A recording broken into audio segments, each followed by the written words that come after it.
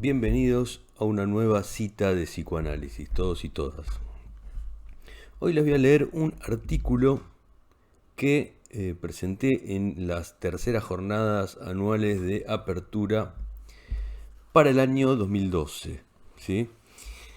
Lo leo porque es un artículo que, realmente no figura en ningún lado, ya que para ese momento todavía no se grababan los videos de las jornadas, con lo cual no hay un registro disponible en las redes. Y la referencia que hay de este artículo es en el libro El otro Lacan, de el maestro Alfredo Edelstein. Ya lo conocen.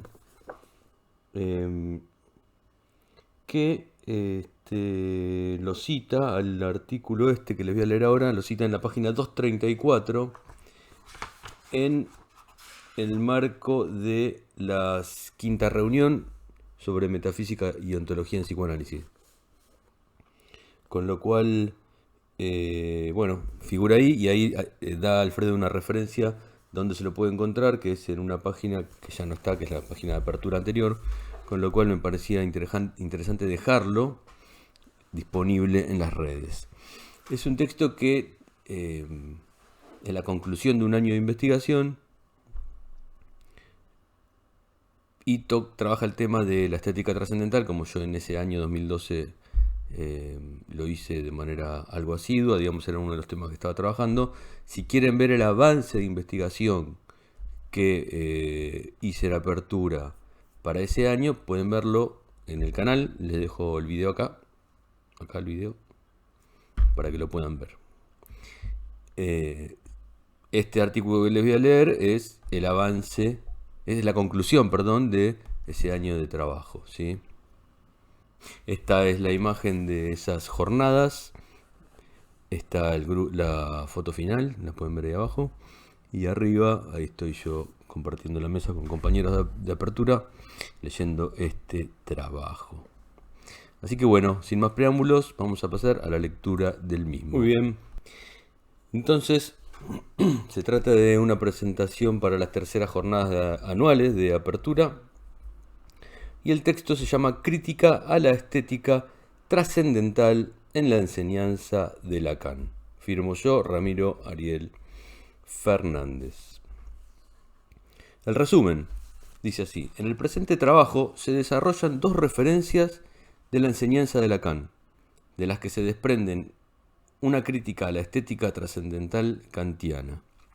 Estas son la cultura melanesia, recogida en el Do Camo de Maurice Lenhardt, y los comentarios de Lacan sobre el cosmonauta apresado en su cápsula espacial. Muy bien, ese es el resumen. Vamos a leer la introducción. Dice así: si bien la forma en que Levi-Strauss trabaja la diferencia entre naturaleza y cultura es ampliamente discutida en el Seminario 2, en la primer clase del Seminario 19, Lacan se diferencia explícitamente de los autores que sostienen esta oposición y muestra su punto de vista sobre el tema.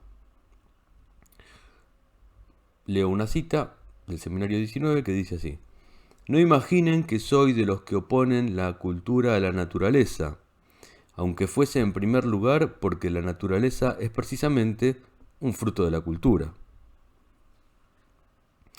Afirmaciones como esta, tan potentes y que en general pasan de largo, llaman la atención por varios motivos. En primer lugar, si bien en este punto se aparta, Lacan siempre enriqueció su propuesta para el psicoanálisis con las ideas de Levi-Strauss. En segundo lugar, la diferencia entre naturaleza y cultura, a primera vista, y tal como se enseña en la universidad, parece ser la única postura presente en la enseñanza de Lacan en relación a este problema.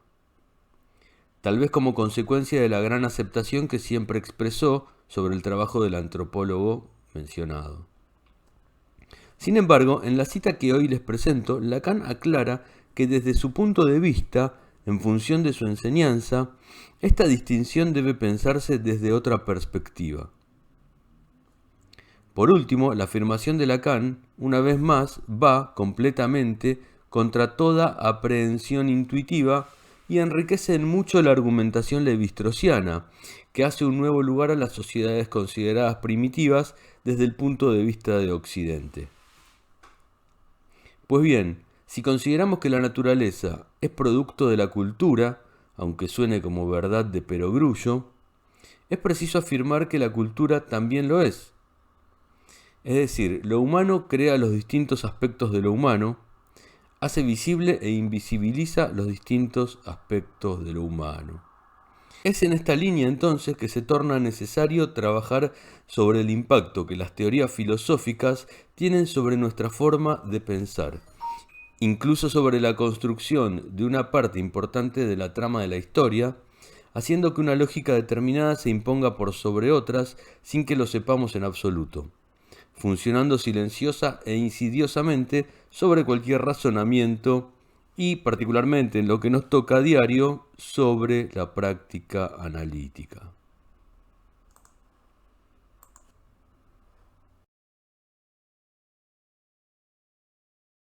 Estética trascendental.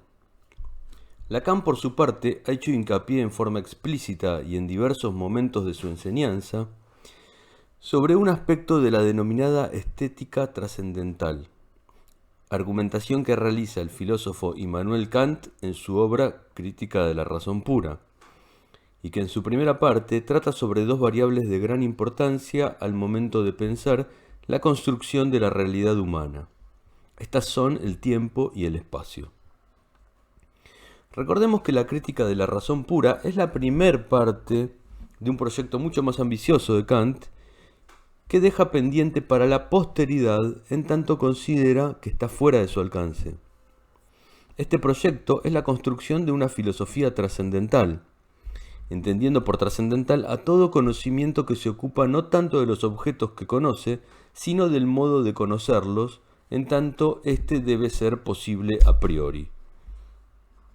En la estética trascendental, a las variables de espacio y tiempo se las denomina intuiciones puras, y se las considera funcionando a priori de toda experiencia. Actúan como un marco sistemático que preexiste y se presenta, sin más, estructurando toda experiencia sensible. Las intuiciones puras se presentan como una norma completamente a priori de la conformación de la realidad humana y se mantendrían sin modificación a través de las culturas y las épocas, sin importar el momento de la historia del pensamiento humano en que sean consideradas. Detengámonos un momento en las características del tiempo y el espacio kantiano. Estos son absolutos, es decir, independientes el uno del otro, y son pensados desde la física newtoniana y desde la geometría euclidiana. Recordemos brevemente que el programa newtoniano se organiza en torno a la ley de gravitación universal y a las tres leyes del movimiento: el par acción y reacción, inercia y fuerza. Es decir, el par acción y reacción y inercia y fuerza. Y que la geometría euclidiana se diferencia de la geometría de los espacios curvos como el utilizado en las teorías relativistas.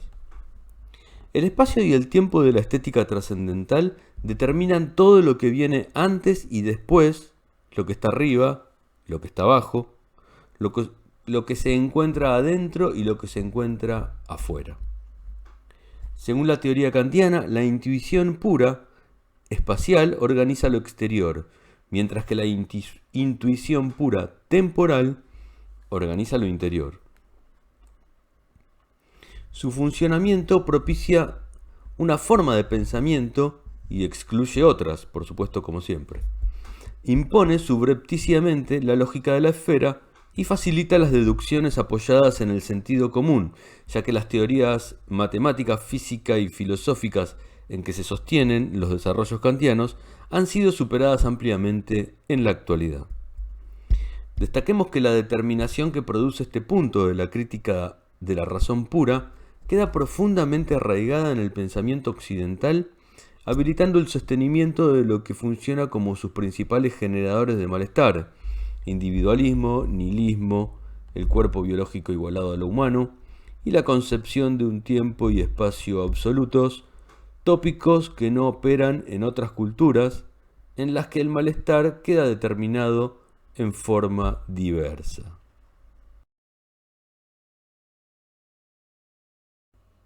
Punto 3. Ahora vamos a ver el punto 3, donde trabajo brevemente el texto de Do Camo.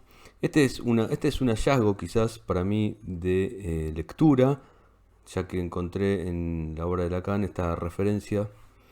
Me parece que es interesante y lo vuelco justamente en este trabajo. Entonces, el punto 3, Do Camo.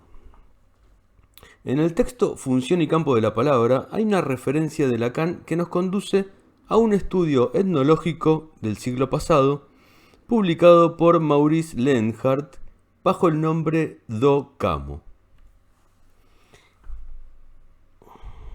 En esta obra se describen las sociedades originarias de la isla de la Melanesia, región ubicada al norte de Nueva Zelanda y al noroeste de Australia.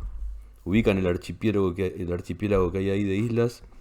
Bueno, estas culturas tuvieron contacto con el europeo recién en el siglo XVIII, por lo que se encontraron casi sin la contaminación occidental hasta hace relativamente poco tiempo. No sé si ustedes saben, pero en esas islas habitaban especies todavía muy antiguas, casi prehistóricas, que se extinguieron cuando llegó el europeo, el hombre blanco. Bien, entonces se las encontraron estas culturas casi sin la contaminación occidental hasta hace relativamente poco. Por este motivo podemos afirmar que en dichas culturas no hallaremos la formulación de la estética trascendental kantiana operando. El estudio de la conformación simbólica de las sociedades de estas islas arroja un material que los psicoanalistas no podemos dejar de leer. Se los recomiendo, léanlo. Si bien Maurice Lenhardt ubica como la mayor afirmación del hombre guineo aquella con la que titula el libro y que se expresa en la fórmula Do Camo, que se traduce como soy un hombre auténtico, posiblemente sea esas expresiones que no tienen traducción al español o al inglés. La descripción del entramado cultural que se presenta en esta obra, de unas 270 páginas, permite cuestionar la elección del título y su traducción. El contenido del libro habilita a preguntarnos si dicha elección se encuentra viciada con el individualismo occidental, por el cual Lenhardt se encuentra obviamente tomado. Lo mismo sucede con los editores del libro, que en 1961 en la contratapa señalan que cuando el guineo rompe los lazos con lo mítico, puede vivenciar el vértigo de la individualidad y expresar Do Camo, soy un hombre auténtico. Formulación claramente cartesiana. Veamos entonces brevemente algunas características del mundo melanesio. El yo del melanesio no se encuentra rigurosamente delimitado por la superficie exterior de su cuerpo, del cuerpo. Tampoco por su contenido, el cual se reduce a las vísceras, desde las cuales llega el entendimiento. ¿Sí? Para el melanesio adentro solo hay vísceras y de ahí viene el entendimiento. Vida, emotividad y pensamiento proceden del mundo visceral. Vida, emotividad y pensamiento proceden del mundo visceral, pero también y a la vez del mundo vegetal, el cual está conformado y poblado con los antepasados, vivos y muertos, que conforman lo que Lenhardt llamó la realidad mítica de estas culturas. O sea que la emotividad, la vida y el pensamiento en esta cultura de los melanesios proceden de las vísceras, pero también del mundo vegetal que los rodea, ¿sí? De la naturaleza, que en ese caso no lo es un mundo habitado por los antepasados vivos y muertos. Continúo. Hay una continuidad topológica entre el interior del cuerpo del melanesio y el exterior del cuerpo del melanesio. Lo mismo sucede con la división entre la vida y la muerte. Los melanesios no mueren, cambian su función en la sociedad. No hay contradicción entre vivo y muerto, entre animado e inanimado. Entre estas categorías solo hallamos contrastes. El único difunto posible en estas sociedades es el desafectado, el que queda incapacitado de realizar sus funciones sociales. El camo, que Lenhart traduce por viviente humano, requiere una aclaración para no confundirlo con lo que nosotros entendemos por tal. Si desde el mundo melanesio se quisiera graficar una persona en un esquema, este no sería un punto. El esquema estaría compuesto por trazos diversos que marcan relaciones. Cada trazo sería él y su tío, él y su padre, él y su clan, etc. Como lo ven ahí, el gráfico original del libro. La figura 1, que es esta, son réplicas del cuerpo. Las figuras A, digamos, que aparecen acá en el cuadrito, son réplicas del cuerpo entendido como un puro soporte, llamado caro. El lugar vacío entre las A es el que lleva el nombre propio. Sí, ahí iría el nombre propio.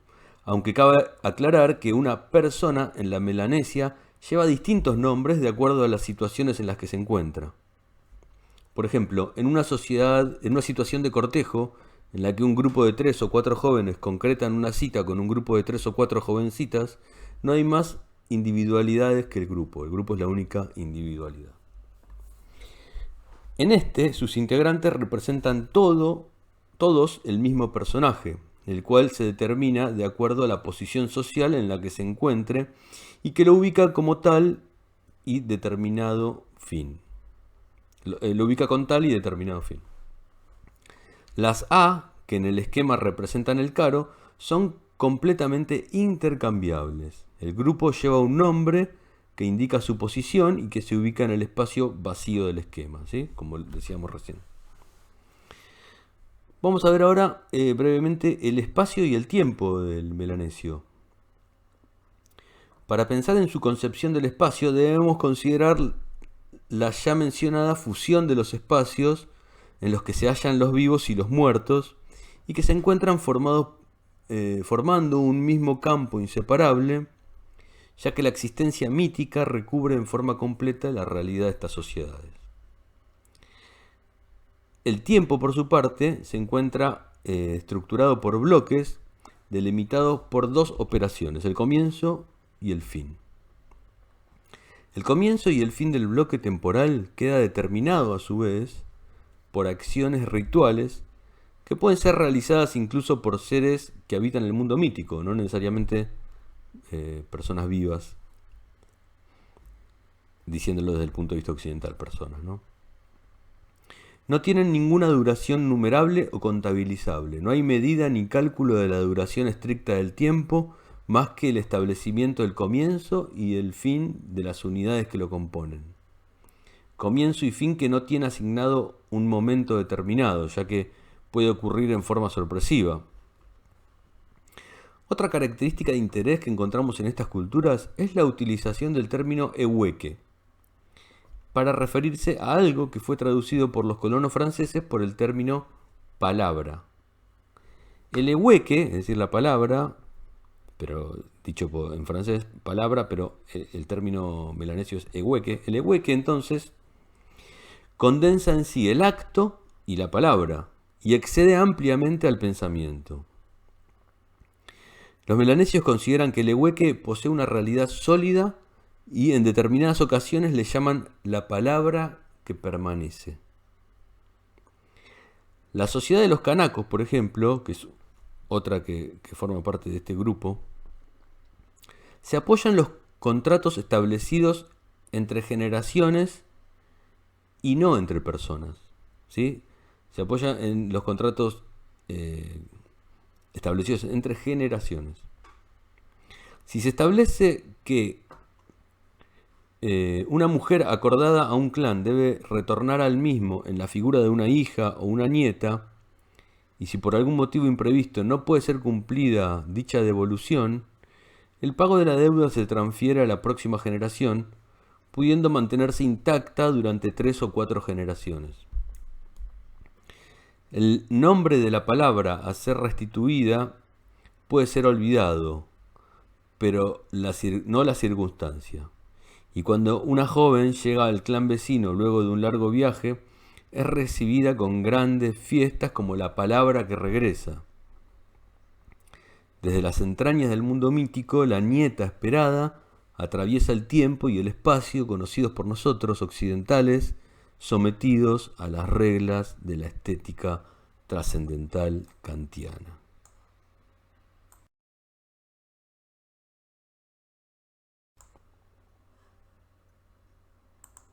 4. Cosmonauta.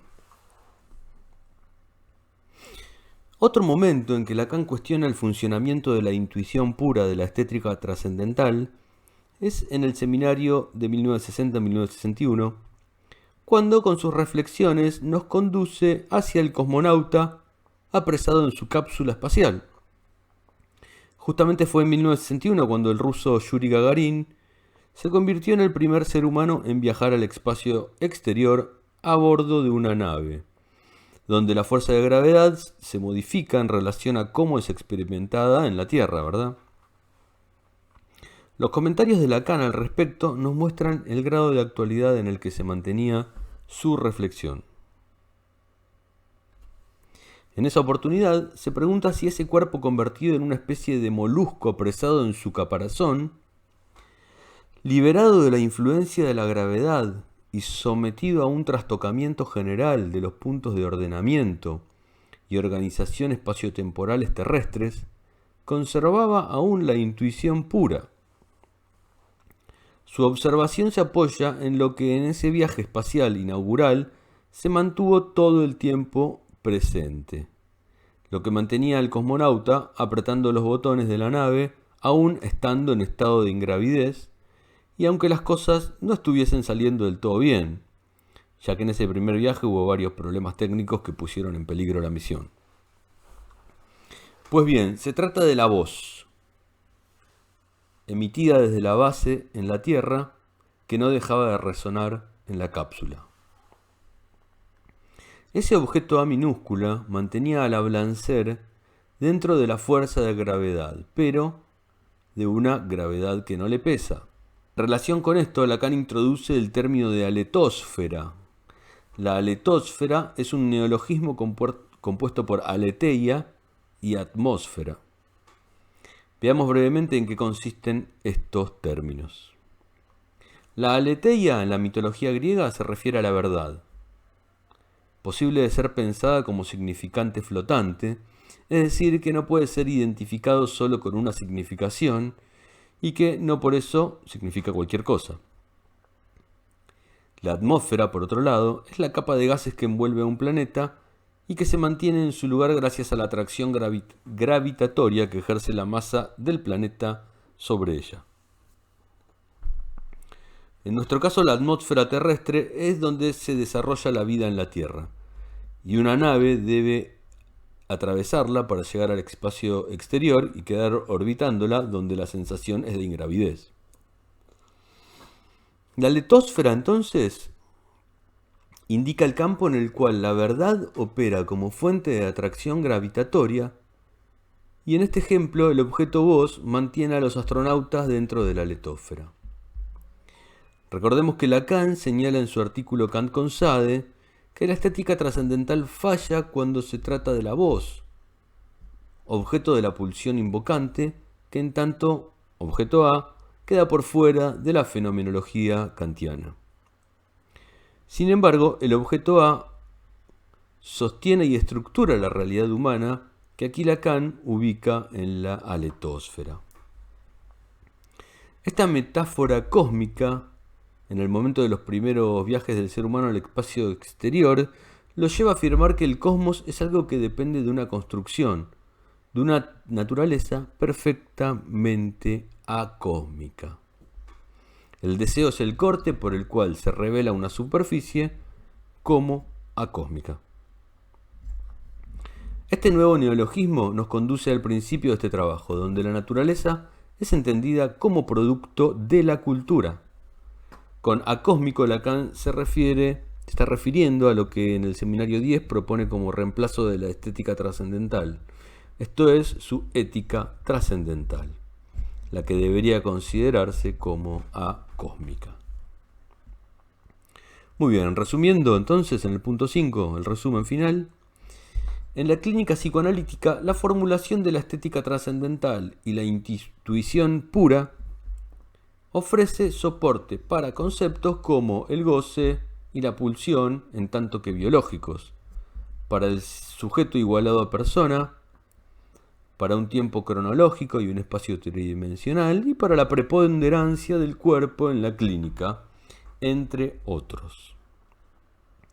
Desde la ética trascendental, en cambio, se puede alcanzar la bidimensionalidad de la superficie, la inmixción del sujeto y el otro, lo real como imposible lógico, y el gozo entendido como traducción de jouissance, entre otros también.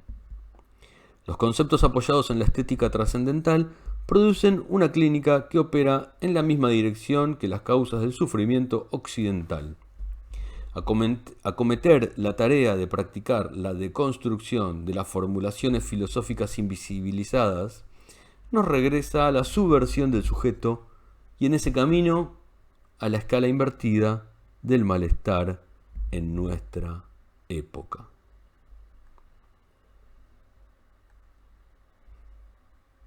Bueno, acá tienen la bibliografía en la pantalla. Recuerden que si cualquier cosa quieren volver a escuchar, pueden volver, es un video, lo pueden escuchar las veces que quieran. Y lo mismo pasa con la bibliografía. Bueno, amigos y amigas, espero que les haya gustado. Esto ha sido todo por hoy.